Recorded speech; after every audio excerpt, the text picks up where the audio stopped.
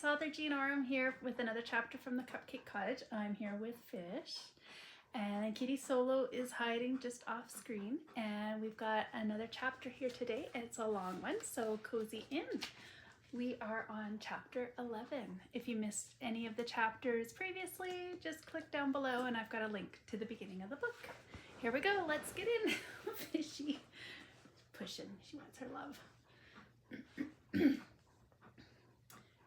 Where are you? Maverick held his phone to his ear, taking in Daisy-Mae's office on Monday morning. He could barely see the desk's surface, so many bouquets of flowers were crowding it.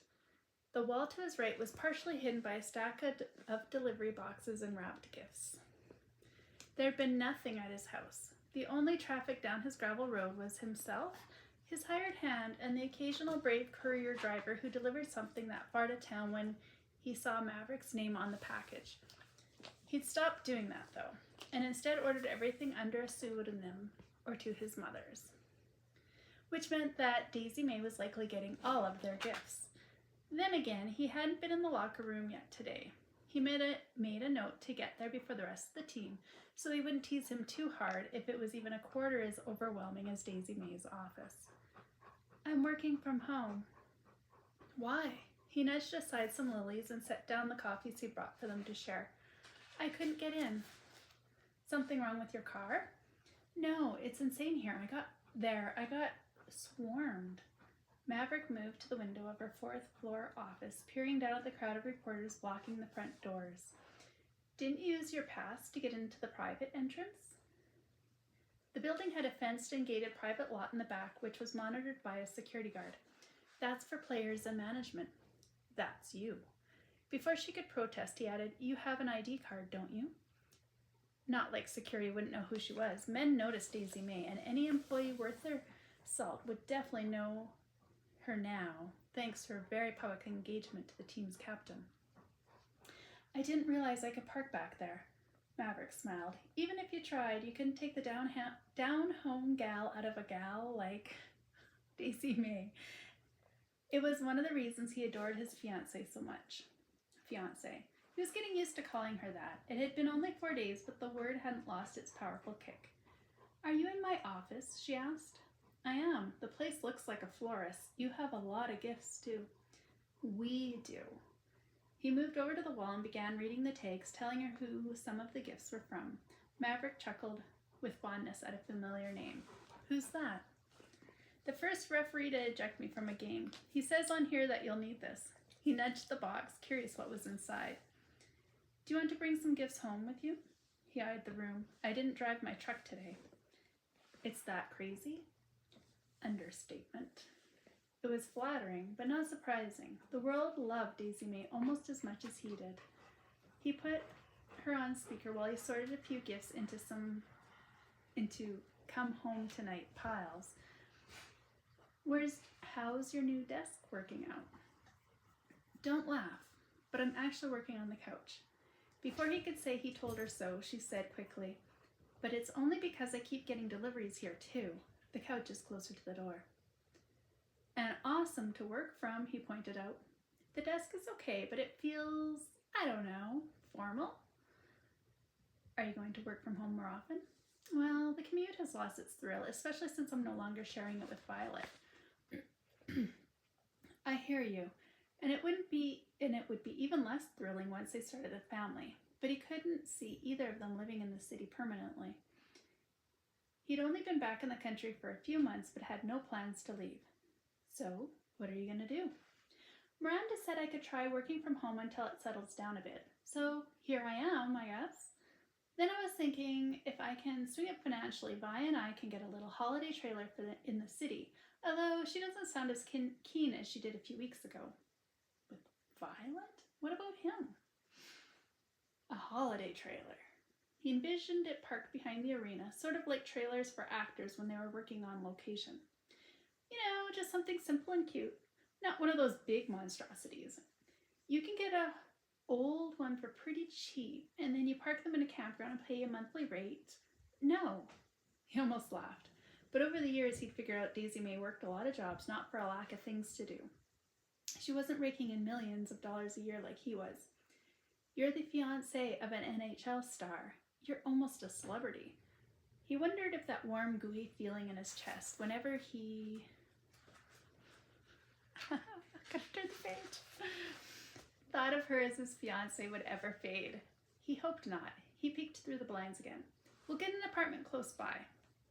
Another car pulled up and a cameraman got out. With a doorman. She laughed. I can suddenly afford a nice place just because I'm engaged to you? We need to protect your privacy. These reporters are here for you. Because you made them think I'm pregnant. Sorry about that. He cringed, knowing his mouth had gotten way ahead of any plans they had. This morning he'd read the speculation online about how far along she might be. The two of them were getting press like he'd predicted, just not quite the kind they wanted. Although, overall, everyone seemed excited by the idea that she might be expecting. One article had even run a poll on some possible baby names. Personally, he was rooting for Brayton if it was a boy. Leo was saying there's an opening in his building. I'll check it out.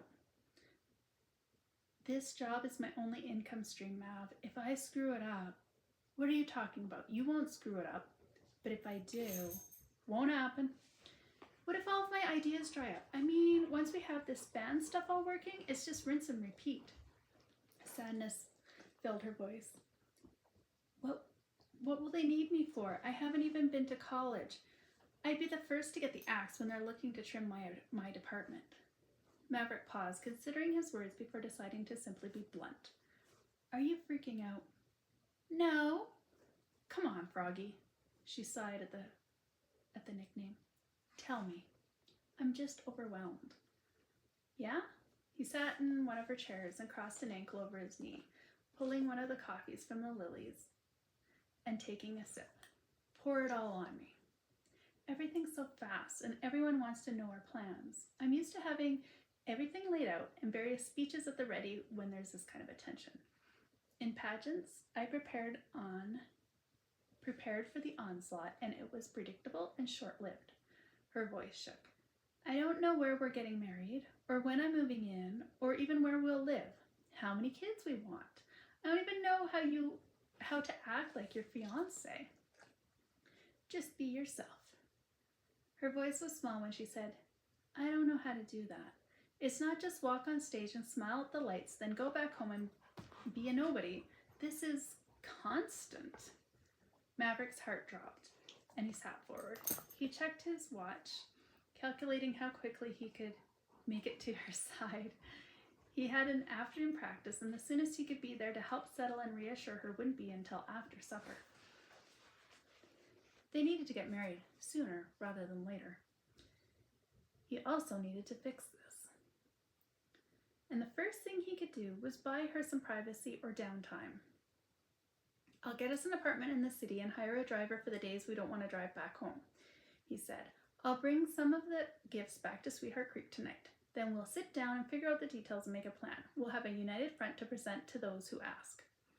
The publicity is good. It's friendly. Just put your beauty persona on and smile and wave. We'll get through this. They love you and they love us together.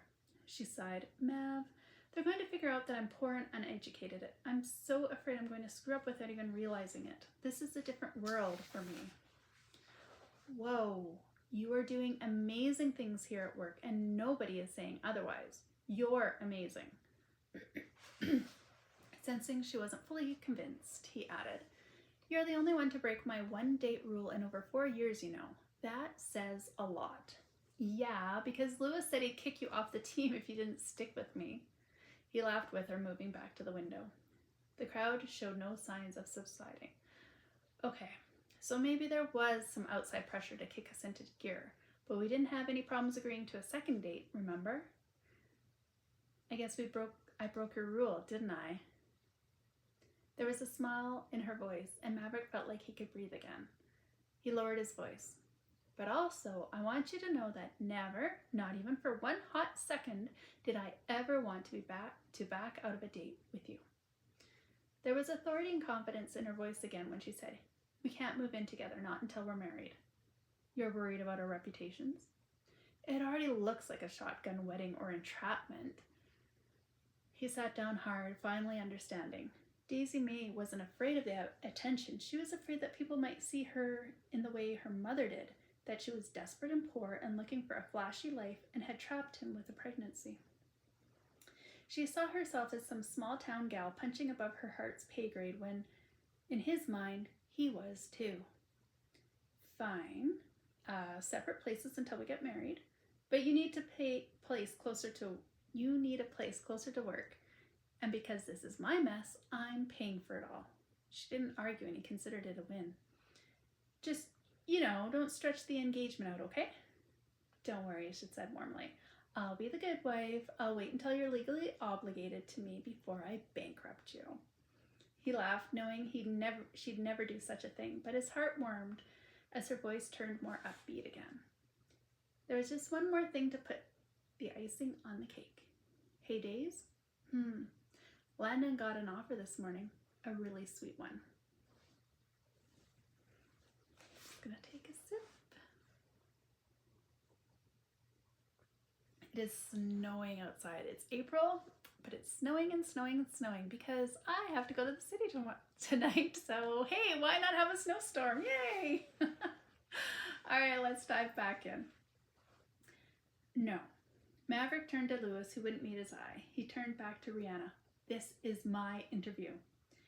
He was missing his morning coffee in Daisy-Mae's office for this. And with things extra busy since their engagement 2 weeks ago, he didn't want to miss a single moment with her. His agent had been fielding calls, and there were a lot of pulls on his time right now. It was a good thing Daisy-Mae understood his lifestyle, his fame, his busyness. She'd helped him get here, after all. The season was ending in just a few months, and there would be one more thing off his plate until training. They'd have more time, and everything would work out beautifully again, except for this. Actually, it's my interview, Rihanna stated calmly. Maverick turned to Lewis again, who gave a sheepish shrug. You ambushed me? You lied? I'm the sideshow in her interview. I was supposed to be talking about the season ahead and our winning streak. What is this? Lewis pulled him aside. She's agreeing to talk about things publicly. She's going to clear your name of any wrongdoing. Too little, too late. He paced one way, then the other. He faced Lewis again. So now that I'm finally getting my life and career repaired and people are forgetting she wants to stir it up, she's going to tell the world we didn't have an affair. Who's going to believe that? It's worth a try, isn't it? For what? Maverick asked. I'm fine. Finally, I have an offer for a commercial. I have my health. I could retire tonight and be okay. I don't see any reason to go on screen with her. Can you please do it for the rest of the guys on the team? They don't need me. Getting engaged to Daisy-Mae increased my likability and I'm happy. Isn't that enough? I need this. Lewis locked his gaze on Maverick's, staring at him in a way that had him second-guessing his stance. He glanced towards Rihanna, who was being fitted for a lapel microphone, getting comfortable on the white couch in front of the cityscape black backdrop. Ooh, that was a tongue twister. This was supposed to be his interview. Daisy-Mae isn't here, Maverick stated, crossing his arms. This doesn't concern her. I think it does. If she were here, Lewis said, carefully steering Maverick toward the soundstage, it would look as if Rihanna was apologizing to your fiancé for going around with you behind her back. Lewis had a point. This is clean. PR has vetted all the questions. I don't like this. Miranda thinks it's a good idea. A push to get you even higher. The team higher. Your team, Captain. Seriously, could you guilt me a little more? All Lewis needed to do next was bring up his mom and the crap she'd had to deal with. His coach was giving him that steady look again. It was the one he used on unruly rookies just before he benched them for half a season or bag skated them for weeks on end so they learned that he was the boss. Wait a second. Why are you here? Lewis was in his coaching gear, not likely to be on screen. 1 minute, called someone from over by the large cameras. Maverick and Lewis stared at each other for a long moment. When have I ever steered you wrong? Maverick sighed, unable to think of a single time. Even dating Daisy-Mae, as crazy as the setup had seemed, had been a smart move in all ways. Fine, but put it on record that I hate this idea and I'm against it, he pointed at Lewis. If things go to crap, it's all on you. That's my boy, Lewis said, stepping back as stagehands pulled Maverick onto the set, clipping him with a microphone and directing him to sit on the couch. They tried to place him close to Rihanna, but he made sure there was as much room as humanly possible. When the cameraman asked him to move further to the left, closer to Rihanna, he glowered and told him to shoot from a different angle. Rihanna shifted uncomfortably, and her throat moved as she swallowed hard. Without looking at him, she said quietly, I'm doing this so Daisy-Mae knows what a good man you are. She knows without you having to tell her that. She said yes to my marriage proposal after all. Maverick considered leaving. We're on air in 10 seconds, someone commanded from beyond the bright light shining on them. The show's host appeared, quickly shaking hands and getting settled. The intro went fast, and the host was turning to Rihanna with the first question. You're here today to clear the air about something, is that right? Yes, Rihanna said, her voice wavering and low. Maverick closed his eyes, hoping the camera wasn't on him. Was she going to blow it? She hadn't had the courage to step away from her husband and seek help a year ago. Had things changed enough that she wouldn't bail at the last minute? You're here because you've left your husband, Adwin Kendrick, the owner of the NHL team, the Lafayette Blur. Yes. You're also here because you're coming forward about something you've kept private for many years. Would you like to tell us about it? Rihanna inhaled sharply, and there was a painful moment of silence before she began talking. My husband was abusive. He would get angry and hurt me. I am not here to call him out on that. I am here to clear a good friend's name and reputation. Maverick nearly snorted. Good friend? He hadn't heard from her in months, and she ambushed him to get him here instead of speaking to him like a reasonable human being. She had ruined him and left him hanging. He understood her actions, but to call him a good friend was an outright lie. I behaved in a way that hurt Maverick Blades. She reached for his hand across his face, and he stared straight ahead, keeping his hands clasped between his knees. He was there for me. The times that the press photographed us together were times he was protecting me, taking me to a safe place, a hotel. Well, that sounded bad. Apparently her answers to the questions had not been vetted. He stepped in when I wasn't safe. He knew what was going on with me and Adwin, and he helped me stay safe. Maverick, the host turned to him, did you ever go to the authorities on Rihanna's behalf? She begged me not to. She felt the risk to her safety was too great. Could you elaborate why? The host turned back to Rihanna. Maybe help other women who are listening and find themselves in the same situation. I'd lose everything if I left Adwin. How so? Everything was in his name. I had nothing. And he told me that that's what I'd get if I ever left him or went to the police. He threatened to hide our assets so I'd never get a dime. But your safety, the host asked. Maverick tried to help me leave, but the press skewered him.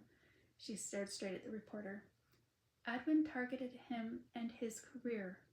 Maverick sent a silent prayer that she wouldn't cause many new enemies, both in the world of the NHL and with the press.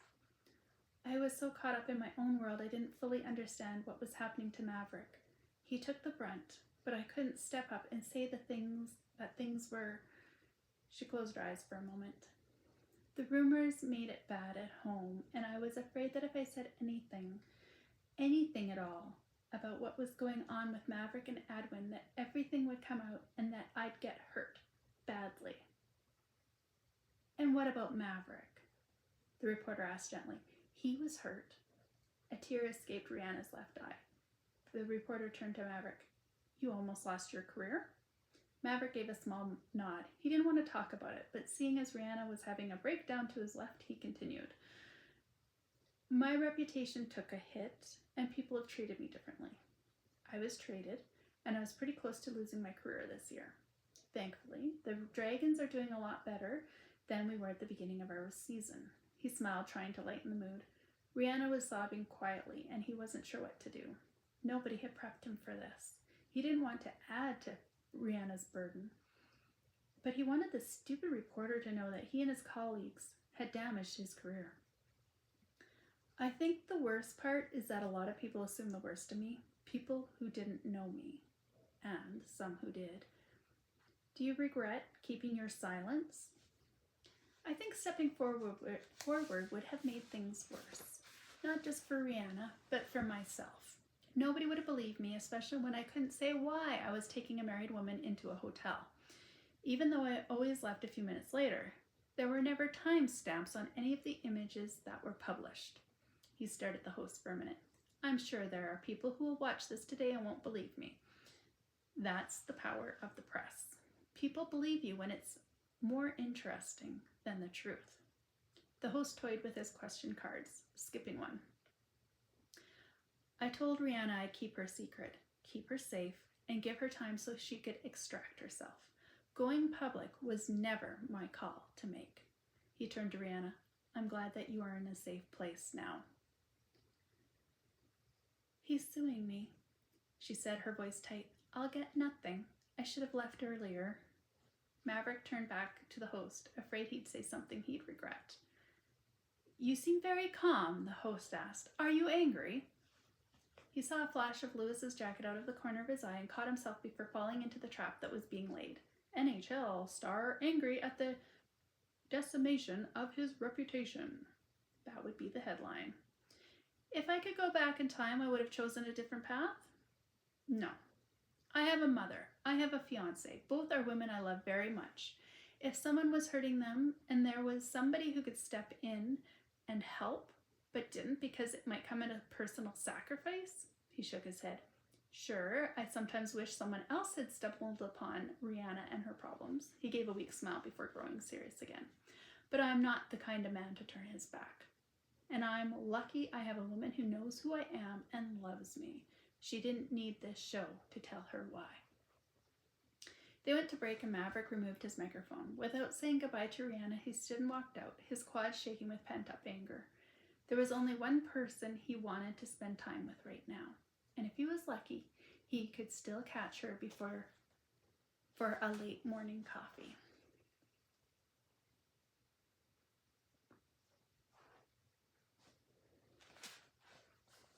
All right, still more. Sorry, I have to take this. It's my agent again. Daisy-Mae nodded, understanding that this was part of the package of Maverick's amended reputation and their public engagement. Maverick stepped outside the Longhorn Diner to take the call. Over a half-dozen offers for various deals had come in since Rihanna's little tell-all to the press last week. They paid her sweetly for her story, of course. Various outlets had approached Maverick to tell his side of the story, but he declined. Thankfully, things had turned into a full-on zoo since Rihanna had gone public. Excuse me. And thanks to Daisy-Mae mentioning the Peppermint Lodge after her engagement, Cassandra was also being swarmed, although they were all offering to help at the Ray Blades wedding. They didn't even have a date yet, and at this rate, we're more likely to elope like Miranda had on New Year's Eve. And that would be lame. She failed to understand the appeal of modern elopements. Frankly, though, the attention on her and Maverick was overwhelming. The worst of it was feeling like a third wheel around him. She hadn't thought about what it might be like once they amended his reputation and the world saw him the way that she did. Sometimes she wondered if he even needed her any longer, which was silly thinking because he loved her and was marrying her. Eventually, he was just really, really busy. Daisy-Mae continued eating her salad and garlic bread, waving over Mrs. Fisher. Can I get a refill, please? She tapped her empty glass of sweet tea. You betcha, hun. How are things going? She tipped her head toward the window where they could see Maverick pacing on the sidewalk out front, ear to his phone. Good. How are you? That man hasn't been able to sit down and finish a meal all week. They'd only been in 3 times. Maverick determined to shoehorn in coffee or a semi-proper date with her. She appreciated the efforts, but Mrs. Fisher was right. His phone never stopped ringing, whether they were in for a quick coffee or a meal. Daisy-Mae had suggested Maverick's agent stack up the list of things he wanted to talk about and do it all in one call, but apparently he already was. And since Maverick was looking at some sizable deals, Daisy-Mae didn't want to get in the way of him striking while the iron was hot. Some of these deals could set him up for the rest of his life. And since Maverick was by the time Daisy-Mae finished her meal, Maverick returned. He sat across from her, looking at her empty plate, then down at his own untouched meal. "I'm sorry." "It's fine." His phone rang again, but he silenced it. "You need to answer that." "No, I need to pay attention to you." "Your attention is going to be on what you might have missed by not taking that call. Go ahead, take it outside. I'll have Mrs. Fisher package up your meal." Maverick's smile tightened. He didn't seem happy, but he complied. Daisy-Mae waved down Mrs. Fisher to pay for supper and get Maverick's boxed. While she waited, she tried to remember what her father had told her at the away game earlier in the week. He'd been passing through on a trucking route, and Maverick had scored them both front row seats to watch him play. Her father had loved being so close to the action, but he'd let it slip that he admired her patience. When she had expressed her confusion, he explained that it was easy to jump into something with someone. It was a lot harder to wait, to trust, to believe that the right person was going to come along and that you'd find that enduring soul-level love. He believed she'd been waiting, not that nobody had wanted her. How could her two parents see her so differently? His words, along with Maverick's efforts to spend time with her, had lifted her up, made her remember that all of this insanity was worth it. She'd waited, and she'd been rewarded with the right man. The insanity was just temporary. Difficult, but temporary. "Hey, stranger." Laura, Levi Wilder's fiancée, slid into the seat across from Daisy-Mae as Mrs. Fisher set down Maverick's packaged meal. Laura was a retired fashion model who was brokering deals around the globe as she wet her entrepreneurial feet. She reached across the table, her eyes lighting up at Daisy-Mae's ring. "I haven't even said congratulations yet. You've been so busy." "I know. You too. Hey, how was..." Excuse me. Daisy-Mae tried to recall the last place she'd heard Laura had gone, but realized she was well out of the loop. Laura waved off the question. Her gaze flicked to Maverick through the window, then back to Daisy-Mae. "I couldn't help but notice that Maverick's coming up in the world. Lots of deals and attention right now." Daisy-Mae nodded, careful not to show her current annoyance with how busy it kept him. She was lucky. She was grateful. "It's tough." "What is?" "It's just tough." Laura pulled her hands into the sleeves of her sweater. "You've got this new relationship, and then suddenly your life explodes just the way you'd been hoping it would for years, but the timing is sucky." "Oh, I'm sorry." Her belief that Laura had been empathizing quickly turned to concern. "I thought you and Levi were splitting time between being on the road and at the ranch." Last she'd heard, his brothers, Miles and Cole, had stepped in to fill the hole their older brother was leaving each time he went away with Laura. It sounded as though it was working out well for everyone. "Oh, we are, and it's great." Her face had lit up at the mention of Levi's name. Daisy-Mae wondered if she did that when someone mentioned Maverick. "Oh, well, then good." "But it's not always easy, and it was a definite adjustment for both of us, especially Levi. He was such a hermit." She laughed, her affection obvious. "You should have seen him in New York the first time. He looked so uncomfortable." She reached over and gave Daisy-Mae's hand a tight squeeze. "Hang in there. It'll all settle out. Love is worth the bumps in the road." She leaned back again, her tone slightly scolding. "But make sure you speak up for what you want. Boundaries are important. It's too early for you to..." She stopped, smiled, then shook her head as though tossing away the advice she'd been about to give. Daisy-Mae let out a shaky breath. "Too early for me to feel resentment?" Laura gave Daisy-Mae's hand another squeeze. "Just be patient and keep the lines of communication open. Be kind, be honest." She returned to her spot across the room where she'd been having supper with April Wilder. Daisy-Mae took a moment to collect herself, then gathered her purse and Maverick's meal. Things would settle out. They'd find a new pattern, and it would all be okay. At the door, she met Maverick as he was coming back in.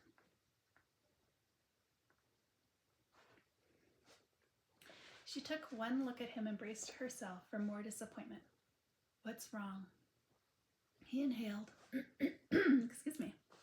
He inhaled, looking down the street before shutting his eyes tight, then releasing them to look back at her. I have to go. What do you mean? They were supposed to be having supper, then going through the wedding invitation samples, and then head out to Cassandra's to consider the lodge as their venue. This was the second time they'd had to cancel. That campaign for the skates, their photographer has emergency surgery booked in 2 days and wants me to squeeze in now so the whole thing doesn't get pushed back by a month. Daisy-Mae tried to remember what his schedule is like and what that change might mean.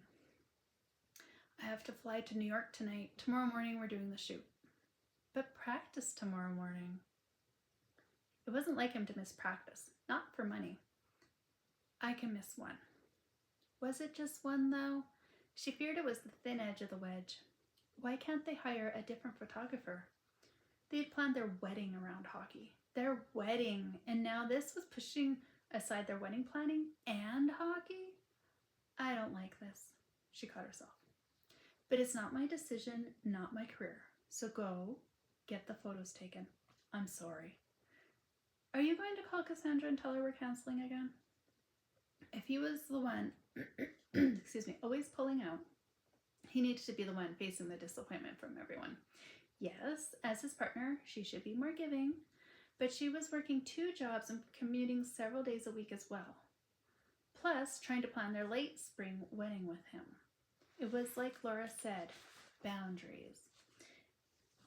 If she kept taking over more and more things in his life, she'd soon be drowning. If he was saying yes to every deal that came across his agent's desk and expecting her to bend around it all, then he could at least sort out how to make it all happen. She wasn't his assistant, and that wasn't the kind of relationship she wanted to have with this man. Anything you decide with Cassandra is fine by me. He planted a kiss on the top of her head. No way. I am not planning our wedding without you. If you don't help, there will be no wedding. Daisy-Mae, he said with a hint of impatience. No, because right now, I don't even know if you would be able to carve out the date and make it. Maverick looked at her in shock. I am not your mother or your assistant. I can't be Superwoman. I'm not willing. He looked miffed. I like to think I'm supportive. I come to your away games when I can. I flex my schedule around your practices and games so we can sit and chat and commute together.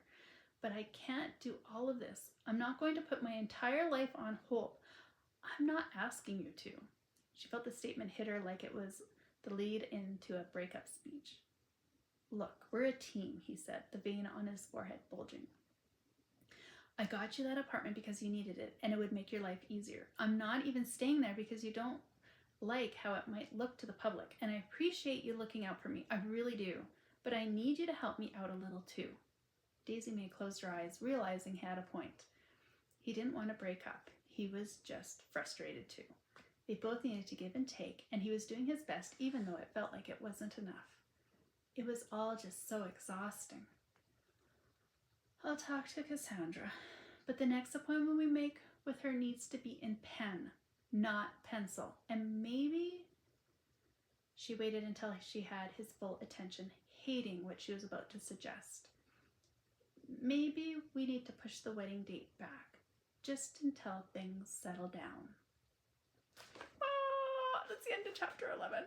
Oh my god. They're not going to break up, are they? Don't worry. I know the ending. And it's a happy ending. So tune in next week for the final... Is it the final chapter? I think it is. Oh, no. Second last chapter. I hope you enjoyed Daisy-Mae and Maverick. And don't forget to subscribe to this channel. Thanks for listening. Bye-bye.